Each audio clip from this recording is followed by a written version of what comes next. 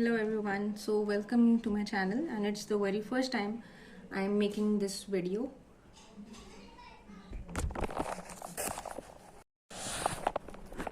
Hello everyone, so welcome to my channel, and this is the first time I'm making this video, which I'll be uploading on my channel as well, obviously, hence we are here.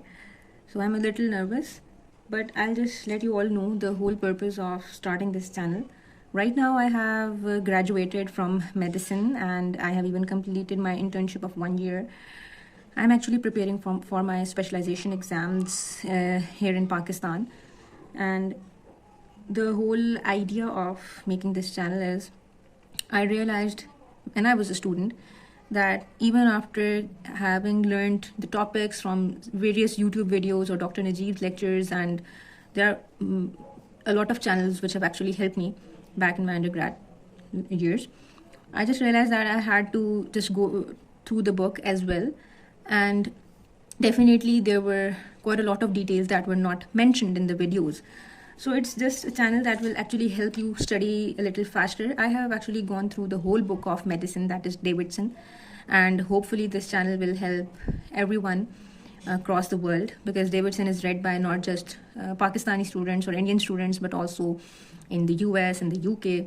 It's a very standard book for medicine and allieds, and I'm pretty confident while starting this channel because I have actually read the whole, not whole, but majority of the book, and I have aced my exams covering this book. And by the condition of my book, look at these pages, you would actually realize how hard I have studied. So you can have confidence that hopefully I won't be making mistakes when studying it or teaching it to you. So it's not basically going to be like something teaching, it's just like, a friend helping you out, right? Because some people, they just need someone to help them study, and they just don't always need a tutor. They have good idea of the concepts about things themselves, but when they're going through the book and the topic is like insanely lengthy, and they kind of get distracted. So this is going to be the sole purpose. We'll do the topics together. These are not going to be some short videos. These are going to be proper elaborate videos. So we'll start with the topic of Cushing syndrome. Cushing syndrome is caused by excessive activation of the glucocorticoid receptors, as we know. The thing they are saying is that it is mostly iatrogenic. The causes, we don't know always. What are the causes? It's mainly iatrogenic, right? Or it can be due to administration of steroids and glucocorticoids, right? And prednisolone is the glucocorticoid which is very excessively given in the healthcare setup.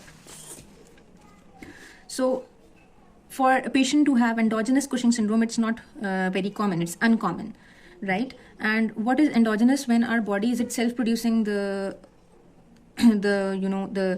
hormones such as cortisol, which are actually derived from the adrenal glands. Now, what can be the conditions that the body is going to produce the hormones, steroid hormones, naturally in excess? It could be either some adrenal tumor, or it could be excessive production of ACTH by the tumor that is actually in the pituitary gland, or ectopic ACTH production by other tumors, right? So endogenously, Cushing syndrome is an uncommon finding. It's mainly iatrogenic or due to administration of synthetic steroidal hormones. Endogenously, it could either be due to the tumor of the adrenal glands, and it could be the tumor of the pituitary gland from where ACTH, which stimulates the adrenal gland, is being derived, or some other tumor which is ectopically producing ACTH, right? So we'll talk about the etiologies, the causes that are given in this table. So they're saying that almost endogenous causes pituitary dependent cortisol excess by convention called Cushing's disease. If the cause is actually pituitary dependent, we call it Cushing's disease, right? So I hope you have an idea of what Cushing disease is. And Cushing disease, it's basically 80% of the cases. Both Cushing disease and cortisol secreting adrenal tumors are 4 times more common in women than men. In contrast, ectopic ACTH syndrome, that is mainly due to small cell carcinoma of the bronchus, is more common in men, right? So Cushing disease, that is pituitary dependent excess in the steroidal hormones, or the cortisol secreting adrenal tumors, they are more common in men. But if we talk about ACTH that is being secreted ectopically, it's more common in men. Now the MCQ can be the condition in which ectopic ACTH is being secreted. So one of that disease is small cell carcinoma of the bronchus. Now there is a table that shows causes of the Cushing syndrome. So 80% is ACTH dependent, right? Now ACTH dependent it means that excess of ACTH is being secreted from the pituitary, which comes and stimulates the adrenal glands, and adrenal glands in turn secrete the steroidal hormones. Now ACTH dependent causes for the Cushing syndrome is pituitary adenoma, which are secreting ACTH, which is basically called Cushing syndrome, as we talked before, 70%, right? Then we have the ectopic ACTH syndrome from the bronchial carcinoma, small cell lung carcinoma, or some neuroendocrine tumors, 10%. Now there are certain non-ACTH dependent, and these are going to be the tumors of the adrenal gland itself. And it is adrenal adenoma. Adenoma is benign, carcinoma is its malignant form. And then ACTH independent macronodular hyperplasia of the adrenal gland, most probably, or primary pigmented nodular adrenal disease, McCune's-Albright syndrome, right? So this is some excessive information. If you want to memorize it, it's very good, but at least you should know the basic things, right? Then we have hypercortisolism due to other causes, also referred to as the pseudo-Cushing syndrome. Now they are basically saying that there can be high levels of cortisol due to some other causes, and that is basically pseudo-Cushing syndrome. So alcohol excess, biochemical and clinical features, major depressive illness, and primary obesity. These are some conditions which can lead to high levels of cortisol in the blood, and they are going to mimic a picture of Cushing syndrome. Hence they are called as pseudo-Cushing syndrome. Now let's talk about the clinical assessment. The diverse manifestation of glucocorticoid excess are shown in the figure 18.20. Now where the figure 18.20 is, here it is. We have been studying about the constellation of clinical features of the Cushing syndrome, I guess, since probably third year of medicine. Now what are these? Starting with the top, we have hair thinning, hirsutism, acne, plethora, psychosis, cataracts, and mild exophthalmos in eyes, right? Then we have moon facies, right? And coming towards the gastrointestinal tract, peptic ulcers. Okay, now there is risk of osteoporosis, I guess, which causes compression fractures and loss of height and back pain. Cushing syndrome also causes hypertension, very important feature. Then there are menstrual disturbances in the females and hyperglycemia and hypertension, very important. Then centripetal obesity and strias. Decreased skin thickness. And there is wasting and weakness of the proximal thigh muscles. Skin becomes thin, so bruising. Osteoporosis. There is tendency to infections with poor wound healing and little inflammatory response, and may have exuberant callus with fractures. Now these are certain features that you have to actually memorize. Okay, so some important features that are basically diagnostic for Cushing syndrome are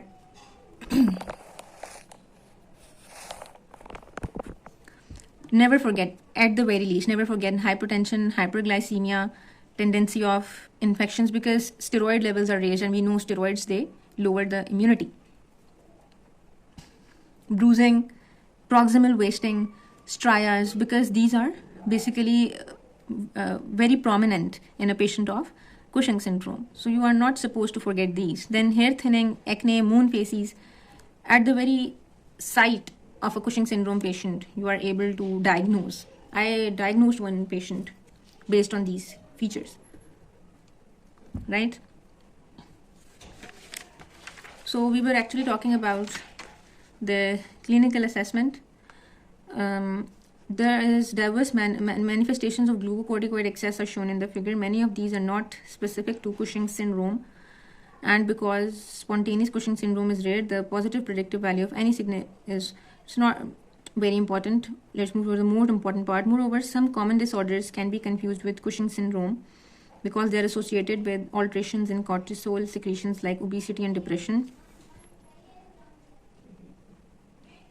Features that favor the Cushing syndrome in an obese patient are bruising, myopathy, and thin skin. I told you that the features that you must never forget are hypertension, hyperglycemia, strias, thinning of the skin, increased tendency for getting infection, osteoporosis, back pain. Okay? So, any clinical suspicion of cortisol excess is best resolved by further investigation. So, it's vital to exclude the iatrogenic causes in all patients with the Cushing syndrome, since even inhaled and topical glucocorticoids can induce the syndrome in susceptible individuals. Right? A careful drug history must be taken before embarking on a complex investigation. So the first thing, if you are suspecting Cushing syndrome in a patient, you have to be very vigilant about their drug history, whether they are taking any sort of steroids. So a careful drug history before embarking on a complex investigation protocol. An 8 to 9 hours serum cortisol less than 100 nanomoles per liter in a patient with a normal sleep-wake pattern and Cushingoid appearance is consistent with exogenous synthetic glucocorticoid or cyclical secretion of cortisol from endogenous Cushing's, right? So they are saying that if a patient has a normal sleep-wake cycle, and by normal sleep-wake cycle we mean that he or she has an 8-hour sleep, they're sleeping at a proper time at night, waking up at the proper time in the morning, then at 8 a.m. to 9 a.m. in the morning, if their serum cortisol levels are less than 100 nanomoles per liter, and then they're given in another unit value as well, and then they have the Cushingoid appearance as well. Now what is the Cushingoid appearance? This whole is the Cushingoid appearance. Is consistent with exogenous synthetic glucocorticoid, right? Or cyclical secretion. So there are chances that they are taking steroids externally, or it can also be due to cyclical secretion of cortisol within the body, which is actually an uncommon reason. So we'll talk about this in detail further, don't be worried. So they're saying that some clinical features are more common in ectopic ACTH syndrome, right? So if there is a tumor or a lesion that is producing ACTH and hence it's an ectopic source of the production of ACTH, there are going to be certain features which are going to be more common. And what are those features going to be? We'll study later in this paragraph. Now they're saying that while ACTH secreting pituitary tumors, they retain some negative feedback sensitivity, this is absent in tumors that are producing ectopic ACTH. So it's clear, right? If there is an ectopic source of ACTH, that ACTH cannot be reduced by the negative feedback.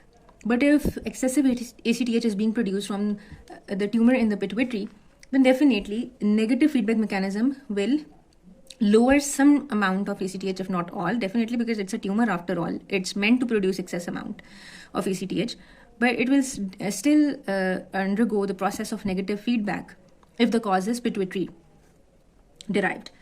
Now they are saying that typically, so what happens that in ectopic ACTH, it results in higher levels of both ACTH and cortisol than are observed in pituitary driven diseases, right?